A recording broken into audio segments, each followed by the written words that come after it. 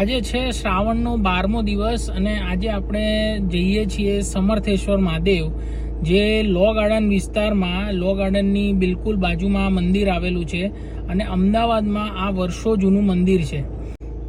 તમે નોનસ્ટોપ નળવાળું જે સર્કલ છે લો ગાર્ડન, ત્યાં ઊભા રહીને જુઓ તો તમને સમર્થેશ્વર મહાદેવ સામે જ દેખાઈ જશે. તો ચાલો સફર શરૂ કરીએ. આ મંદિરનું મહત્ત્વ માત્ર તેના આસ્થાના કારણે નથી, પરંતુ અહીંના શાંતિપૂર્ણ વાતાવરણ અને ભક્તિભાવના માટે પણ છે. હવે આપણે ગૌશાળાની મુલાકાત લઈ રહ્યા છીએ. અહીં પવિત્ર ગાયોને જોવા મળવું એક વિશેષ અનુભવ છે.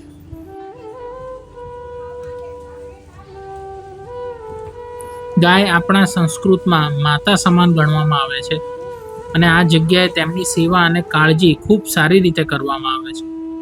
આ ગૌશાળામાં ગાયોને ખોરાક આપવાનો અને તેમની સંભાળ કરવાનો એક અનોખો આનંદ છે.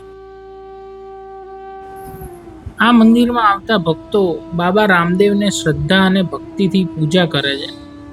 અહીંના શાંતિપૂર્ણ વાતાવરણમાં લોકો પોતાના મનની પ્રાર્થનાઓને બાબા સામે રજૂ કરે છે અને તેમના આશીર્વાદ મેળવે છે.